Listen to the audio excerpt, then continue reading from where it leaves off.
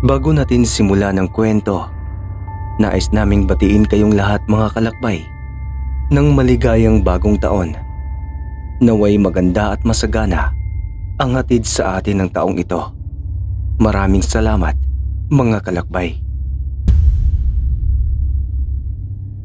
Sa sandaling mag-aagawan na ang liwanag at dilim sa pagsakop sa buong dako, kanya-kanya na sa pagsara ng mga bintana at pinto ang mga taga-Isla Silim. Islang pumagitna sa dalawa pang isla, Isla Wangay at Isla Dilom. Dalawang islang pinamumugaran ng iba't ibang lahi ng mga aswang. At kapag sumapit na ang gabi sa Isla Silim, walang diwang makakatulog sa nag-aabang na panganib.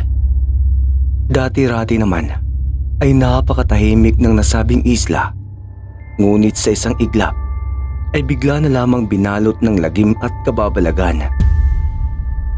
Halos gabi-gabi na lamang ay inaatake ng mga aswang ang nasabing isla. Ang Isla Silim ang naging pangunahing lugar na pinagkukunan nila ng kanilang pagkain. Nang dahil sa mga pangyayari ay maraming mga taga-isla na ang umalis sa nasabing isla. Ngunit may iilan na nanatili pa rin dahil sa walang sapat na pera para lumipat sa ibang lugar. Ilan naman sa mga matatanda ay laging sinasabi na sa isla sila nabuhay, kaya sa isla rin sila mamamatay. Tay, sigurado po ba kayong hindi tayo mapapasok ng mga aswang? Kinakabahang tanong ni Edwin sa kanyang tatay Ermin. Hindi ako sigurado, anak. Sagot ni Tatay Ermin habang hinihigpitan ang pagkakatali ng mga pandakaking itim sa pinto at sa mga bintana.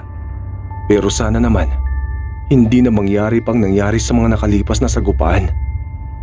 Dagdag pa ni Tatay Ermin nang may himiga ng bigat at lungkot sa boses. Kinuha na rin niya ang ginawang kwintas at ipinasuot kay Edwin. Huwag na huwag mong huubarin ang kwintas na yan. Nagtataglay yan ng mutya ng pandakaking itim, katulad ng mga isinabit ko rito sa bahay. Pero kumpara sa mga yon, mas mabisa ang nasa kwintas mo.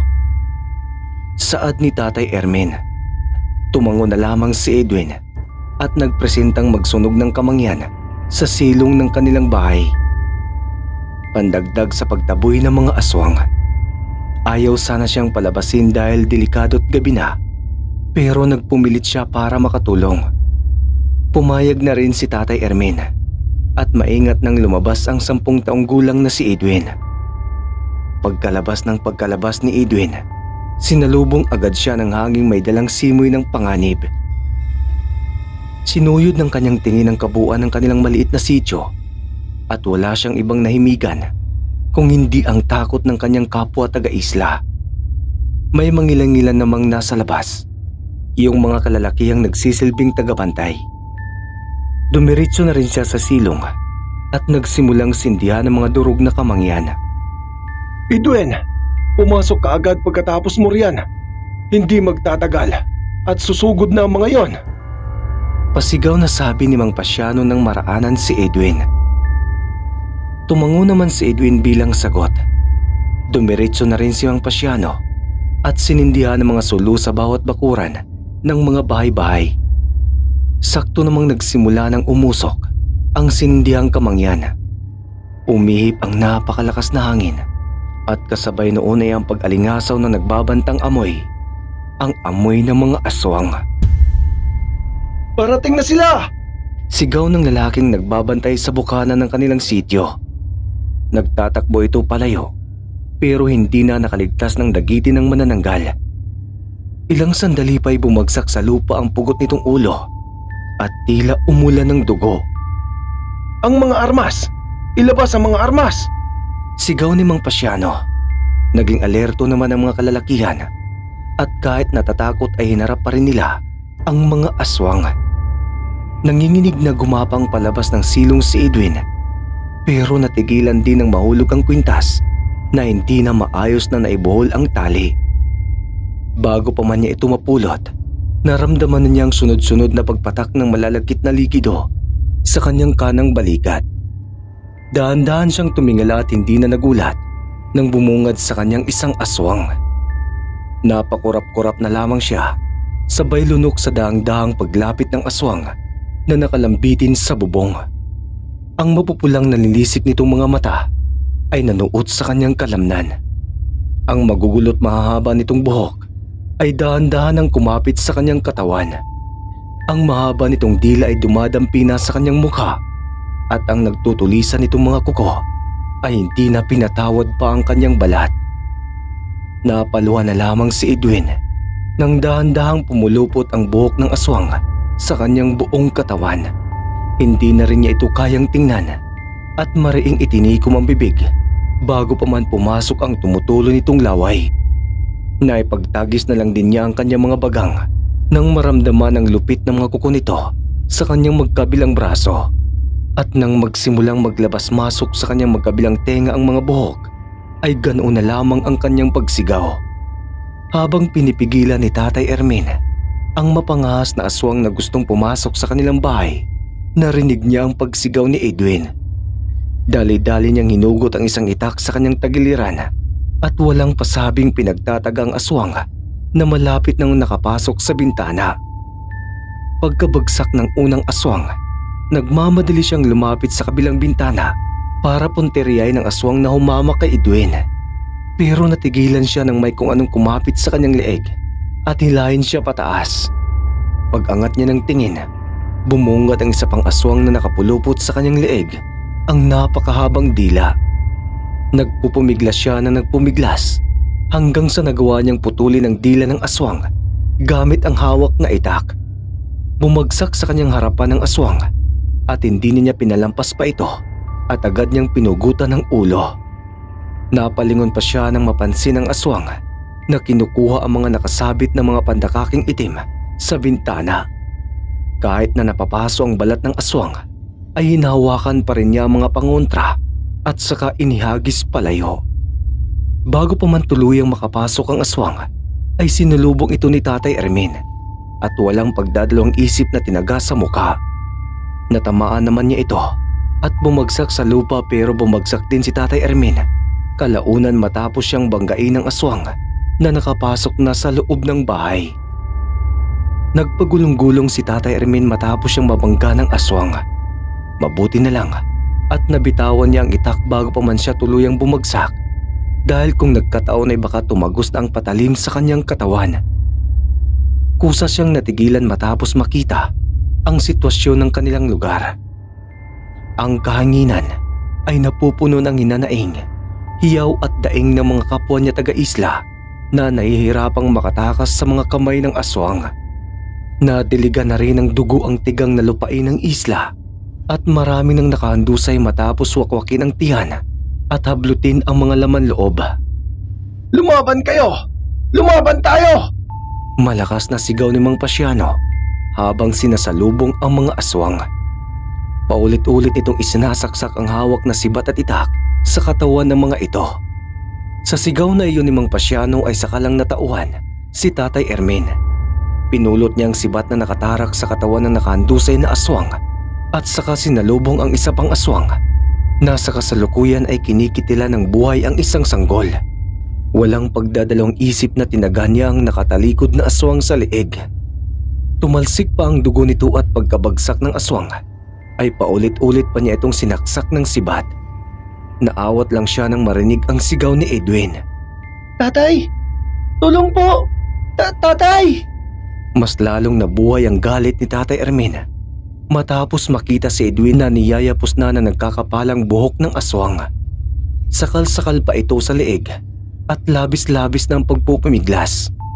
Dire-diretso niya itong sinugod at walang sali-salitang inabot ang aswang na nakalambitin sa bubong at saka ibinaon sa lalamunan nito ang hawak na sibat. Dinampot niya rin ang itak sa gilid at pinagtataga ang aswang sa ulo. Pagkatapos napapailamos na lamang si Tatay Ermin sa mga dugong tumalsik sa sariling mukha. Edwin! Edwin! Anak! Nag-aalalang nilapitan ni Tatay Ermin ang naduduwal na anak. Sa paglabas-masok ng buhok ng aswang sa kanyang tenga, ilong at bibig, bumaliktad na ang kanyang sikmura. Ayos lang po ako, Tay. Nangihinang sabi ni Edwin At sa sandaling napaangat ang tingin kay Tatay Ermin, ganoon na lamang ang panlalaki ng mga mata matapos mapansin ang aswang na umatake sa likuran. Tay, sa likod mo! Napayuko sabay pikit na lamang si Edwin matapos tumalsik sa pagmumuka ang dugo.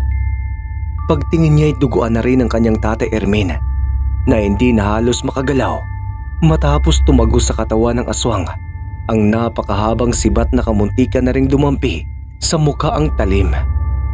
Kilos na, Ermin! Wika ni Mang Pasiano na siyang pumaslang sa aswang. Dalhin mo si Edwin sa bahay ni Mang Toring. Nandoon ang mga kababaihan at mga bata. Maraming nagbabantay roon at ligtas. Tumalima naman agad si Tatay Ermin at nagmamadaling dinala si Edwin sa bahay ni Mang Toring.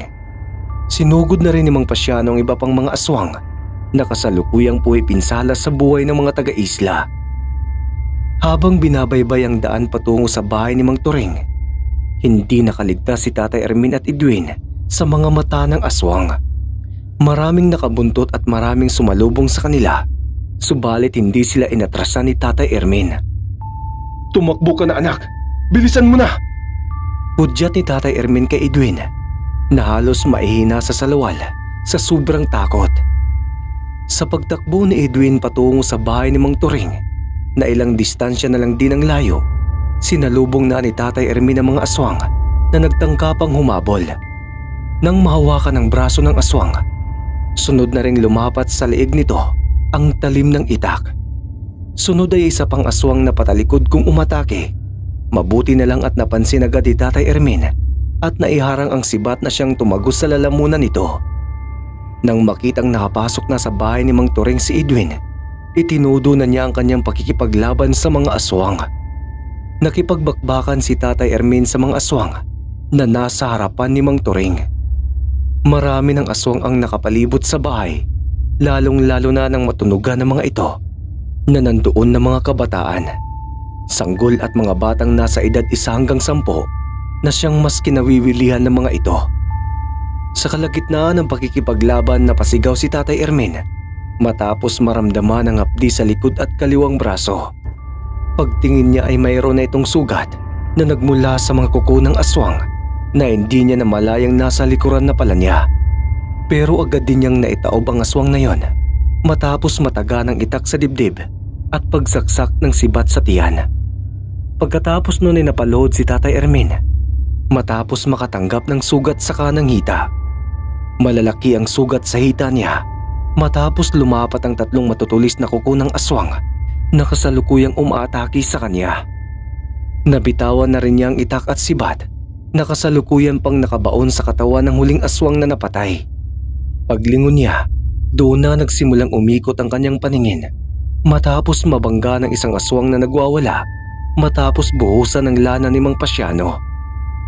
Tumama pa ang ulo ni Tatay Ermin sa nakausling bato sa lupa. Ermin! Ermin!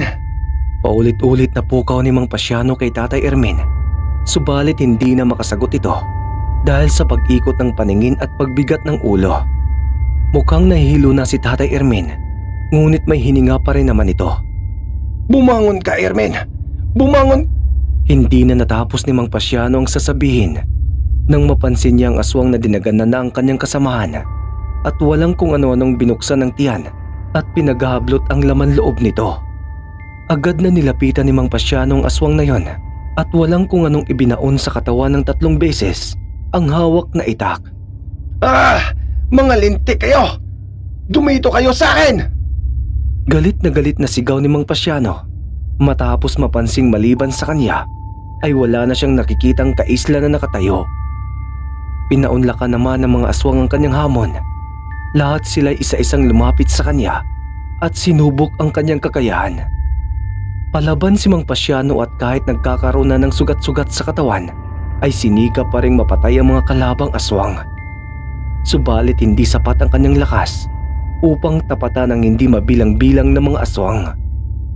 Napapalood na lamang siya at napaubo na ng dugo matapos tumagos sa kanyang tagiliran ang kuko ng aswang.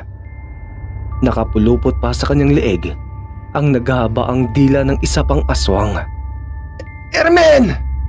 Buong lakas na sigaw ni Mang Pasiano kahit na nahihirapan na. Nakatingin siya sa kinaroroonan ni Tatay Ermin na ngayon ay dahan-dahan na ring tumatayo. Mang Pasiano! Nag-aalalang sigaw ni Tatay Ermin matapos makita ang sitwasyon ni Mang Pasiano. Lumalabas na sa kaliwang mata nito ang dugo at maging sa bibig. Patayin mo sila! Sigaw ni Mang Pasiano at naglakas loob na hinugot ang nakabaong kuko ng aswang sa kanyang tiyan at saka kinagat ito sa leeg. Dinampot na rin niya ang itak at patuloy na nakipaglaban sa kabila ng kondisyon ng kanyang katawan. Hindi na rin tumunganga pa si Tatay Ermin. Dinampot niya rin ang itak at saka inihagis sa papasalubong na aswang. Sinuntok pa niya sa lalamunan ang isa pa na gusto ring matikman ang kanyang laman. Hinablot pa niya ang itak na tumagos sa katawan ng isa pang aswang at saka ginamit upang tagain ang kaharap. Pero makalipas lang ang ilang sandali, lumapat din ang mga tuhod ni Tatay Ermin sa lupa matapos maramdaman ang pagtagos ng mga kuko ng aswang na umatake sa kanyang likuran. Bumulwak sa bibig niya ang dugo at wala nang ibang nangibabaw sa kanyang isipan kundi ang sakit na nararamdaman. Mas lalo pa siyang nanghina matapos makita si Mang Pasiano na wala ng kabuhay-buhay tangan-tangan sa liig ng isa pang aswang. Ilang sandali pa, parang asukal na itong pinagtutulungan ng mga aswang. Bawat aswang ay pinagkakagat ang katawan ni Mang Pasiano. Sinisipsip ang dugo at marahas na tinanggalan ng laman loob. Hindi na rin makakilo si Tatay Ermin matapos maramdaman ng malalagaring mga ngipin ng aswang sa kanyang leeg. Napansin pa niya ang paglapit ng ibang aswang sa kanya na agad ding kumagat sa kanyang katawan. Nanginginig na lamang ang kanyang laman sa ginawang pagkagat at pagsipsip ng dugo ng mga ito. Hindi, Tatay! Hindi na matigil sa pagagulgol si Edwin nang masilip ang kalagayan ni Tatay Ermin. Pinagtutulungan na ito ng mga aswang at wala nang sinyalis ng pag-asang mabuhay. Lahat ng nasa loob ng bahay ng Mang Turing ay napapahagulgol na lang din sa sinapit ng mga taga-Isla Silim at hindi na nga mapigilan ang paglandasan ng mga luha at pagsikip ng dibdib nang mabalita ang wala nang natira sa mga kapwang nakikipaglaban sa mga aswang. Nagmamadaling lumabas si Edwin at hindi na napigilan ni Mang Turing. Naisara na lamang nila ang pintong binuksan ng bata dahil sa takot na makapasok ang mga aswang. Tay! Sigaw ni Edwin sa kalagitnaan ng paggagulgol. Hindi! Pailing-iling na sabi ni Tatay Ermin nang makita sa unahan si Edwin. Kahit nalalabo ng kanyang paningin at hindi na malinaw ang pagmumukha ng bata, alam niyang anak niya iyon. Hindi! Hindi! Edwin! Tanging naisigaw ni Tatay Ermin nang tumakbo si Edwin patungo sa kanilang bahay. Agad din niyang pinigilan ang mga aswang na nagtangkang humabol sa kanyang anak. Kahit kakarampot na lamang ang lakas na natira sa katawan, inabot niya ang itak na nasa unahan at walang tigil na pinagtataga ang mga aswang na nagtangkang humabol sa kanyang anak. Mamatay na kayo! Mamatay na kayo! Sigaw niyang punong-puno ng galit at walang tigil na pinagtataga ang mga aswang na maaabot ng kanyang itak. Samantala, dire-diretso ang naging pagtakbo ni Edwin patungo sa kanilang bahay. Naapakan pa niya mga katawang nakahandusay at nakaharang sa daan. Bangkay man ng kaisla o ng mga aswang. Agad niyang pinulot ang kwintas ng pandakaking itim na nahulog niya sa silong. Pumasok din siya ng bahay at may kung anong hinanap sa kaba ng kanyang yumaong lolo Teofilo na siya ring nasawi sa mga nakaraang pagsalakay ng mga aswang. Nang makita ang hinahanap, nagmamadali na siyang bumalik sa harapan ng bahay ni Mang Turing kung saan naghihintay ang mga aswang. Tatay! Sigaw niya nang nasa malapitan na siya. Mas lalo pang kinabahan si Tatay Ermin nang makitang tumatakbo palapit ang anak. May dala-dala itong maliit na supot at sa kabilang kamay ay ang kwintas ng may kabisaan ng mutya ng pandakaking itim. Natigil din muna ang kanyang pagtingin sa anak nang mapansin ng mga aswang na nandoon na kay Edwin ang atensyon. Hinarangan niya ang mga ito at sa kung sino mang lalapit ay malalatayan ng talim ng hawak na itak at sibat. Anong ginagawa mo, anak? Pumasok ka na sa bahay ni Mang Turing! Sigaw pa niya kay Edwin, pero laking gulat niya nang hindi ito nakinig. Sa halip dinampot ni Edwin ang buti ng lana ni Mang Pasiano na nahulog nito. Binuksan niya iyon at ibinuo sa supot na hawak. Pagkatapos ay isinlid na rin doon ang kwintas. Naguguluhan man si Tatay Ermin sa ginagawa ng anak, na nung balik naman sa kanyang alaala ang nakaraan. Noong nakaraang taon lang sa pagsalakay ng mga aswang, ang kasalukuyang ginagawa ni Edwin ay nakita na niya sa sandaling yon. Ang ginawa ng kanyang tatay Teofilo na nasawi rin sa mga oras na yon. At dahil doon, tila alam na niya ang mangyayari kung kaya't gamit ang natitirang lakas, itinudo na niya ang pagpigil sa mga aswang upang maihanda na ni Edwin ang lahat-lahat. Dito kayo sa akin! Malakas niyang hamon sa mga aswang na agad din siyang pinatulan. Habang pinipigilan ni Tatay Ermin ang mga aswang, inihagis na ni Edwin sa hangin ang laman ng supot.